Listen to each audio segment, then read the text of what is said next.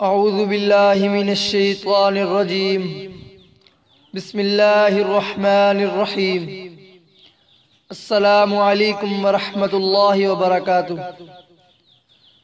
سورہ اخلاص سے محبت اور اس کی کثرت تلاوت جنت میں جانے کا باعث ہے۔ حضرت ابو ہریرہ رضی اللہ تعالی عنہ کہتے ہیں، میں رسول اکرم صلی اللہ علیہ وسلم کے ساتھ تھا۔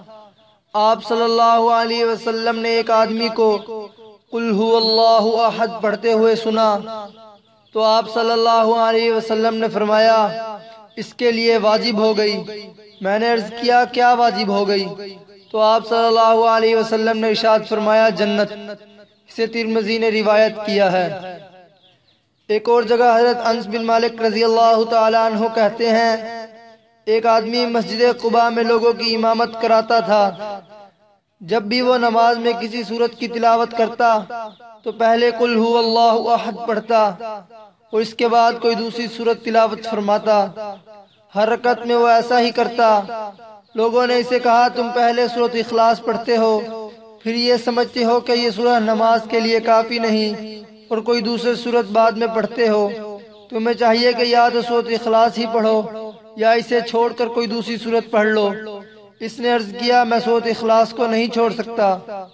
اگر تم پسند کرتے ہو میں تمہاری امامت کراتا ہوں، اگر ناپسند کرتے ہو تو میں تمہاری امامت چھوڑ دیتا ہوں۔ لوگ اس شخص کو اپنے درمیان سب سے زیادہ متقی سمجھتے تھے، لہذا انہوں نے کسی دوسرے کو امام بنانا پسند نہ کیا۔ جب لوگ نبی اکرم صلی اللہ علیہ وسلم کی خدمت میں حاضر ہوئے تو انہوں نے نبی اکرم صلی اللہ علیہ وسلم کو اس بات سے آگاہ کیا تو آپ صلی اللہ علیہ وسلم نے اس سے دریافت فرمایا تو نے اپنی ساتھیوں کی بات کیوں نہیں مانی اور ہر رکعت میں سورۃ الاخلاص کی تلاوت کیوں کرتے رہے؟ اس نے عرض کیا یا رسول اللہ صلی اللہ علیہ وسلم میں اس سورہ سے محبت کرتا ہوں۔ رسول اکرم صلی اللہ علیہ وسلم نے فرمایا اس کی محبت تجھے جنت میں لے جائے گی۔